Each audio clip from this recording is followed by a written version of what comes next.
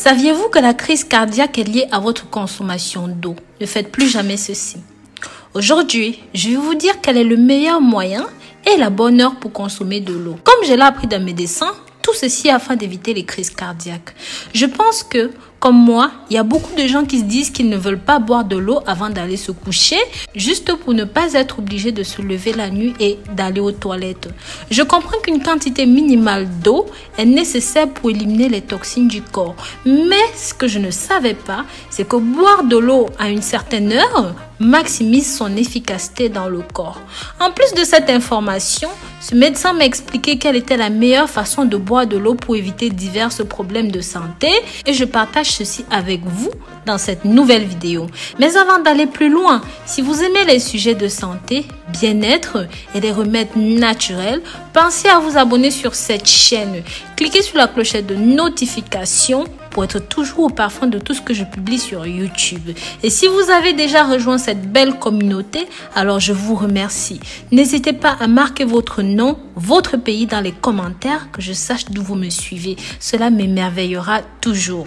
J'ai demandé à mon cardiologue pourquoi est-ce que les gens doivent tant uriner la nuit. Sa réponse était ceci.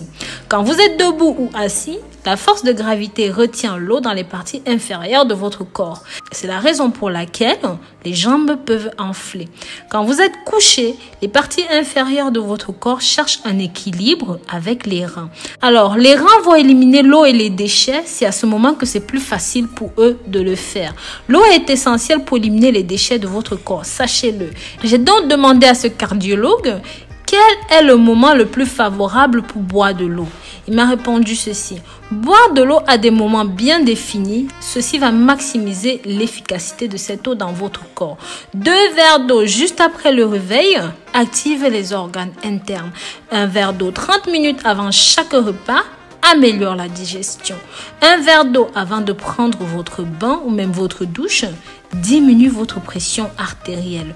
1 verre d'eau avant de vous coucher évite un accident vasculaire cérébral ou même un accident cardiaque, ce qui est notre sujet du jour. Donc, boire de l'eau avant de vous coucher évite d'avoir des crampes dans les jambes pendant la nuit parce que vous devez savoir que vos muscles des jambes attrapent des crampes lorsqu'ils sont à la recherche d'eau et même d'humidité. Si vous buvez un verre d'eau avant d'aller au lit, cela empêchera beaucoup de choses.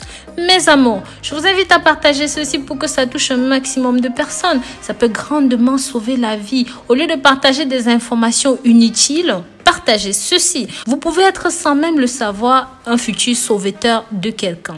N'oubliez pas aussi que selon ce médecin, la majorité des crises cardiaques se passent le jour, habituellement entre 6 heures du matin et midi. Avoir une crise cardiaque la nuit, au moment où le cœur doit fonctionner à son rythme le plus calme, signifie que quelque chose d'inhabituel s'est passé.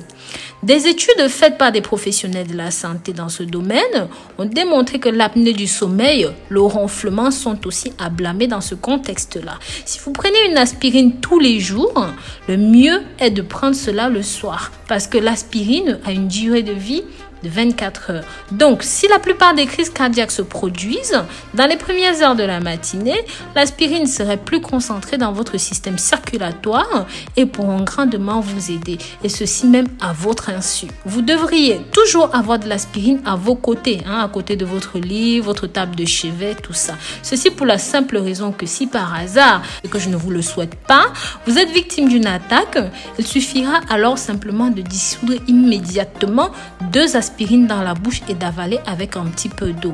Il y a d'autres symptômes d'attaque cardiaque en plus de la douleur à la poitrine, dans le bras. Vous devez aussi prendre en compte des douleurs intenses à la mâchoire droite ou dans le cou, ainsi que des nausées et parfois beaucoup de transpiration. Mais sachez que ces symptômes peuvent aussi arriver fréquemment et parfois pas tous les mêmes et même pas tous en même temps. Mes amours, je vous recommande de regarder cette vidéo jusqu'au bout. Ici, je vais vous présenter tous les symptômes qui devraient vous alerter.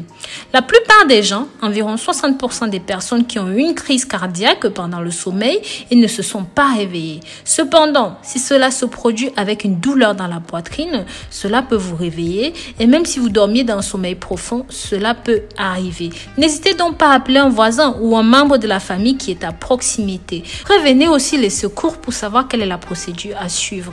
Ensuite, ayez le réflexe d'ouvrir la porte d'entrée de votre maison et de vous asseoir sur une chaise près de la porte d'entrée pour respirer le maximum d'air frais. Puis, attendez qu'ils viennent à votre aide. Mais s'il vous plaît, ne vous allongez pas, ça pourrait causer votre perte, d'accord? Partagez ceci, mes amours. Partagez pour que ça touche un maximum de personnes. C'est simplement susceptible de sauver des vies. Maintenant, je vais vous donner quelques conseils pour diminuer les risques d'attaque. Vous pouvez réduire vos risques de subir une crise cardiaque ou même encore une attaque cérébrale en étant actif, en faisant de l'exercice tous les jours. Par exemple, une promenade de 30 minutes quotidiennes peuvent aider à diminuer les risques. D'autres mesures que vous pouvez prendre pour réduire les risques sont de surveiller votre alimentation.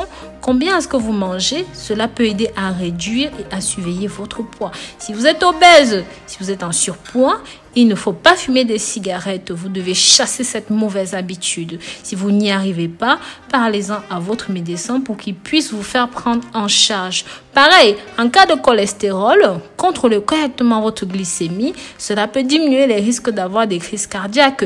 Sachez aussi que certains médicaments pour le diabète peuvent travailler mieux que d'autres pour réduire les risques de crise cardiaque. Et soyez très alerte aux médicaments que vous prenez. Donc voilà, j'espère ici que j'ai pu vous apporter quelque chose. Mes amours, n'hésitez pas dans les commentaires à partager vos expériences. S'il vous plaît, dites-moi d'où vous venez, votre nom, et n'hésitez pas à partager vos expériences de crise cardiaque avec nous. Prenez grand soin de vous d'ici là et sachez que je vous porte dans mon cœur. Bisous, bisous.